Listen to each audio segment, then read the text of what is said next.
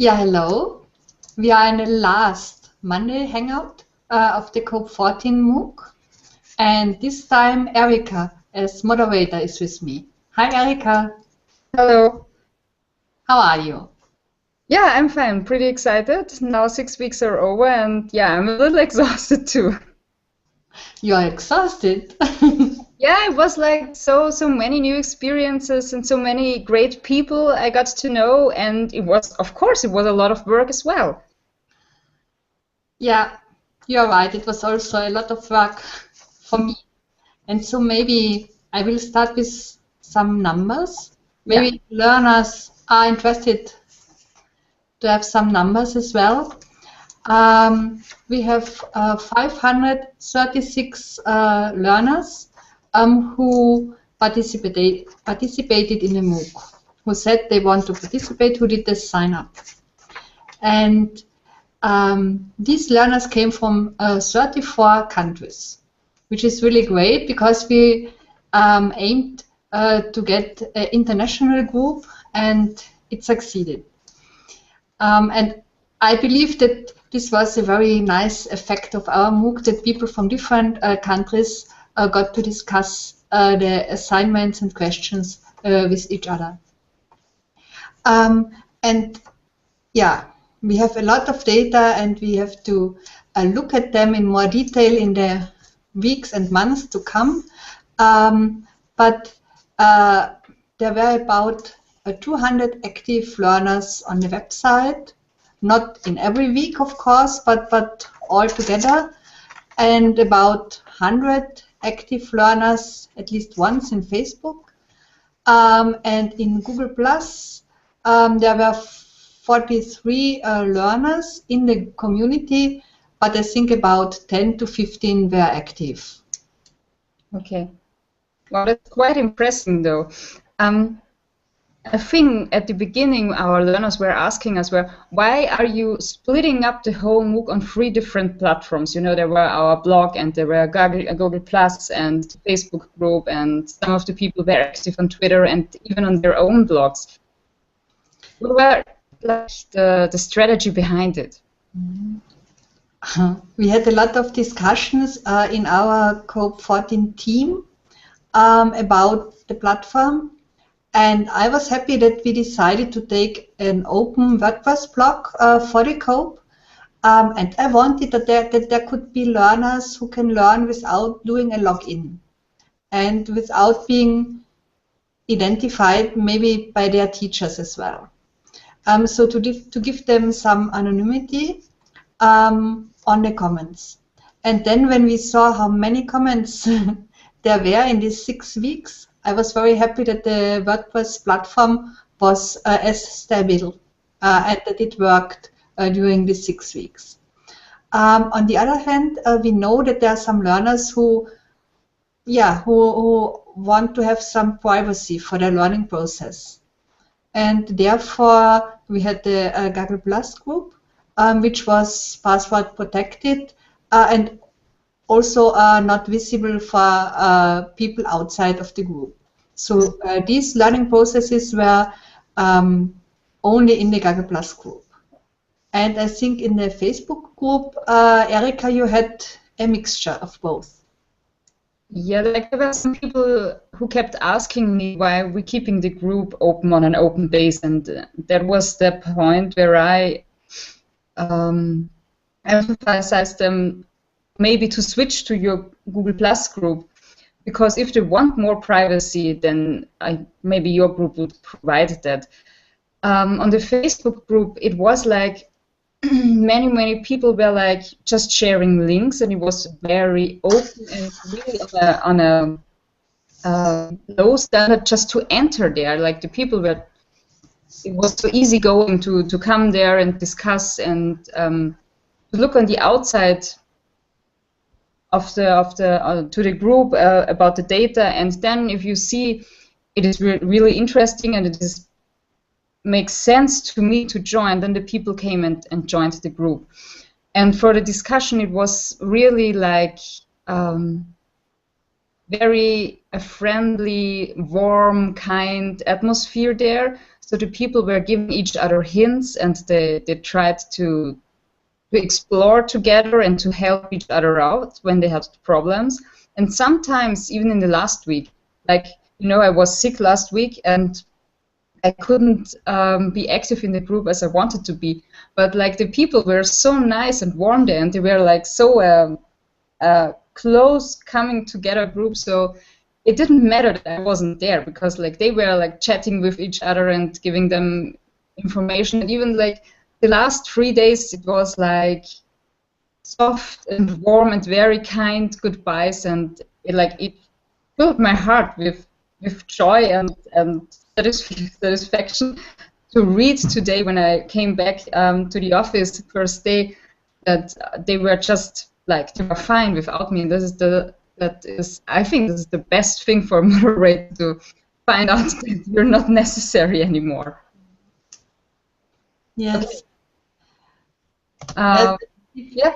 In the Google Plus group, there was also a nice atmosphere, from my side, but it was maybe not that warm and kind as you described it in the Facebook group. Okay. So,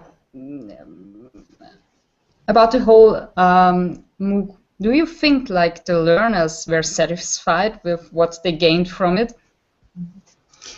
During the weekend, yeah, I read all the comments at the website, because it was my job to monitor the website. Mm-hmm. And it was strange that I got to know many of the learners only from reading the comments.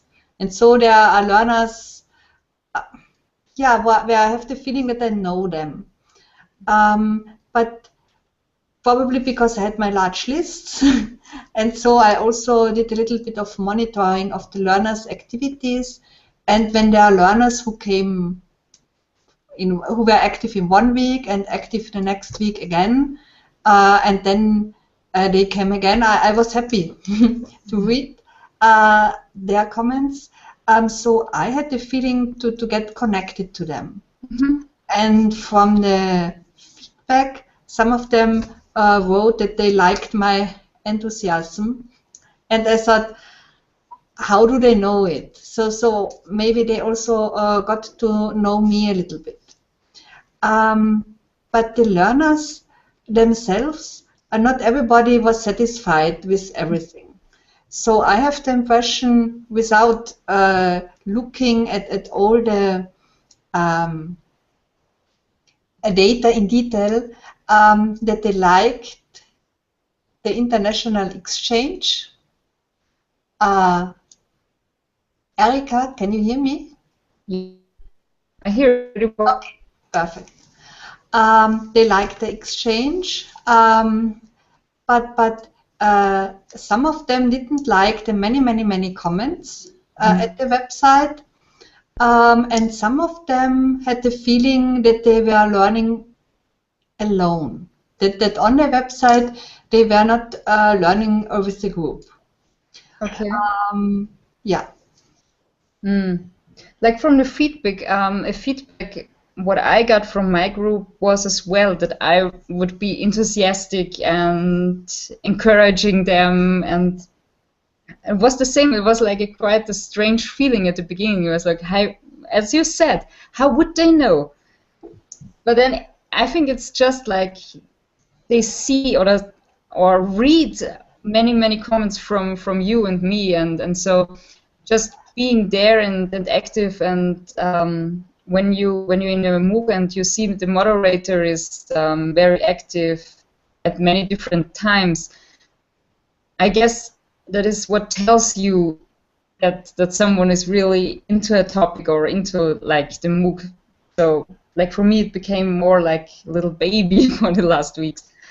Then again, in the Facebook group, there were some people who thought they are getting confused with, like, there were assignments popping up from an old week because someone was commenting it. So that's the point where Facebook is putting this is posted at the right top, and they were like, they getting confused. Oh, why is week 3 on top again? But aside from that, they were quite well and quite fine because they were all used to Facebook. So it took sometimes for some of the learners, but the most number, like, yeah, the greatest number of them were just fine with it. Yeah. So what do you think? What about the learners at the website? Like, just at the website. As you said before, there were too many comments.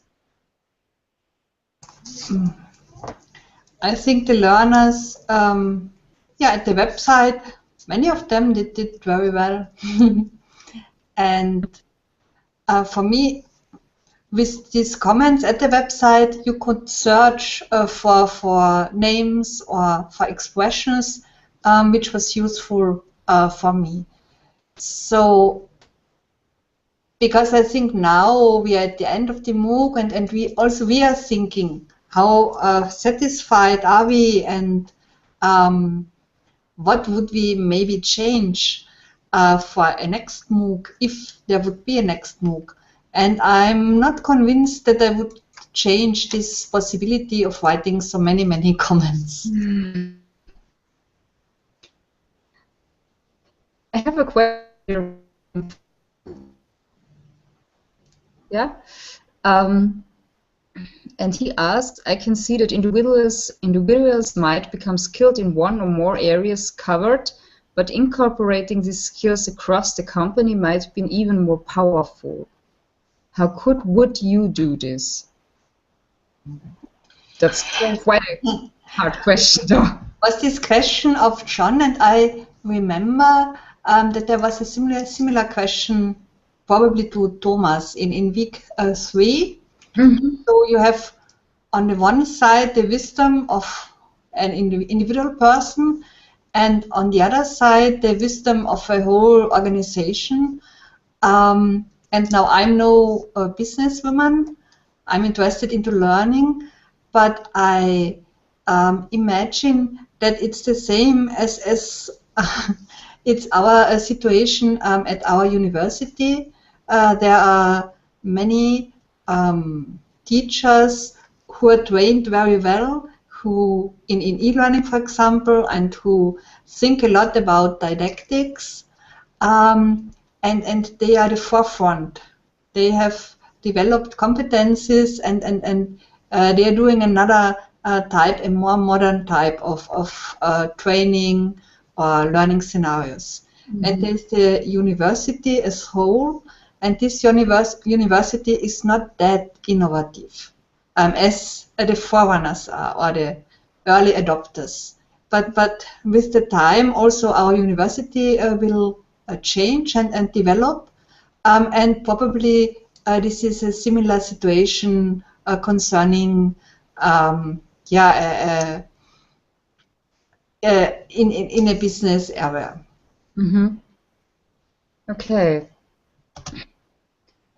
So Erika, now I want to ask you something. Okay.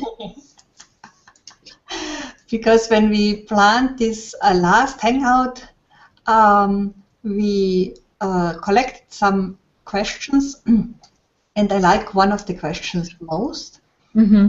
And this is: can you think of surprising surprising situations which happened during the MOOC? Surprising. Yeah. I know you wanted to ask me this question, but I was... I know. Like, no, this is surprising that you're asking it to me. No. What I found really interesting was, like, on the Facebook group, there were, like, at the beginning, like, this skepticism and critical things, and I was like, no, they do not like a Facebook group, and they will all go to Google+, and that's the point where they are learning. But then, after a couple of days, they seemed to adopt to it, and then they started to post many videos. Like, it wasn't an assignment, but they did, like, more than just one video. They posted up so many interesting advertising videos, and it was so much fun, like, to scan through it.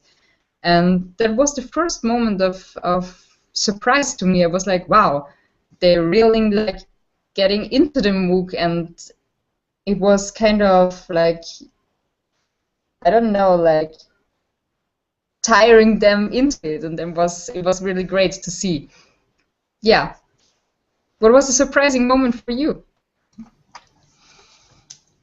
For me, there was, a surprising moment, and I did learn something which I didn't expect in the cope14 MOOC. There were some learners, with names I couldn't read, because they were not in Latin characters, and so I couldn't collect these learners in my list, and I didn't like this. And as at the beginning of the MOOC, probably you will remember, there was one person who wrote a contribution in German, and then there was another person who did the translation with Google Translator into English to understand what the person have written. I thought, okay, I will try to translate the name with the Google Translator. And the first thing, I didn't know that it's possible to copy these characters, which were not readable for me, and then Google understood them, and I learned that the learner was coming from, that the language was Thai. Okay. It was a Thai name. So for me, this was really something new, because until now, I didn't like Google Translator so much, but now I think it is a useful tool, and I should be more open.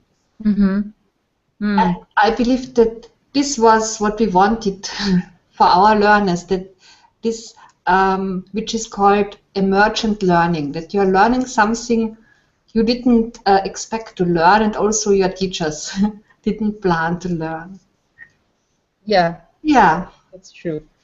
So, Erika, I have the feeling that we more or less are at the end of our cope14 MOOC, because we have to go to the MOOC party. Yeah, it seems like that way. Yeah. I just wanted to say thank you so much for letting me in and letting me help at this MOOC. It was just really just an experience, great one, and I would love to do it again. Okay, thank you. And we want to say goodbye to our learners, and Erika and I, we are online very often, so everybody can contact us if he or she wants. And I hope that also all our learners today now are going to a MOOC party. Yeah, you should. You definitely should. Okay, then you see you around. Bye-bye. Bye.